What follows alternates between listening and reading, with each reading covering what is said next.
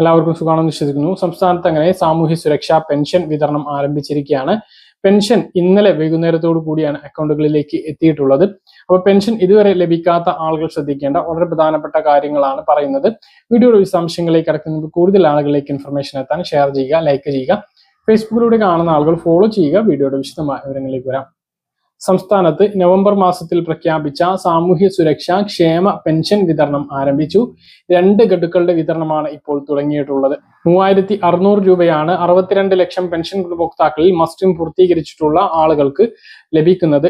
ഇപ്പോൾ പെൻഷൻ വിതരണം സജീവമായിട്ട് നടന്നുകൊണ്ടിരിക്കുകയാണ്. പല ആളുകളുടെയും അക്കൗണ്ടുകളിലേക്ക് ഇതിനകം തന്നെ തുക ലഭിച്ചിട്ടുണ്ട്.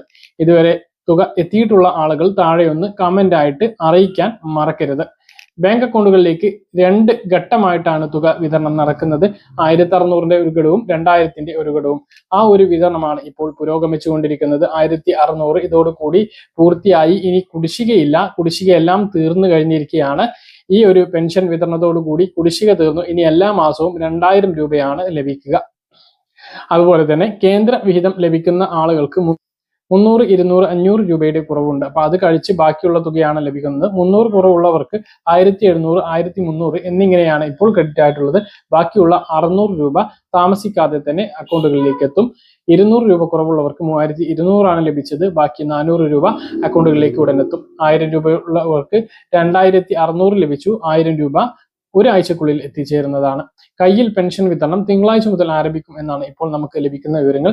ട്രഷറി മുഖാന്തരം തുക കൈമാറിക്കൊണ്ടാണ് ആ ഒരു തുക വിതരണം നടക്കുന്നത്. ഇപ്പോൾ കയ്യിൽ വിതരണം ചൊവ്വാഴ്ചയോട് കൂടിയിട്ടേ ആരംഭിക്കൂ എന്നുള്ളതാണ് ഇപ്പോൾ നമുക്ക് ലഭിക്കുന്ന വിവരങ്ങൾ. കാരണം 1500 കോടി രൂപ കൂടി കടമെടുക്കാൻ ഇപ്പോൾ സംസ്ഥാന സർക്കാർ തീരുമാനിച്ചിട്ടുണ്ട്.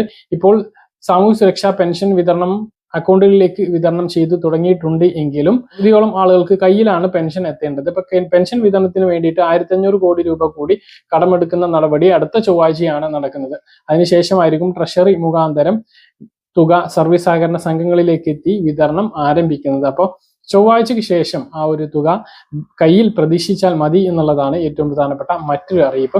അപ്പോൾ ഇലക്ഷന് മുമ്പ് എല്ലാ ആളുകൾക്കും ഈ ഒരു പെൻഷൻ എത്തിച്ചേരുന്നതാണ്. ഇതാണ് പെൻഷൻ വിതരണവുമായി ബന്ധപ്പെട്ട് നിങ്ങളെ അറിയിക്കാനുള്ളത്.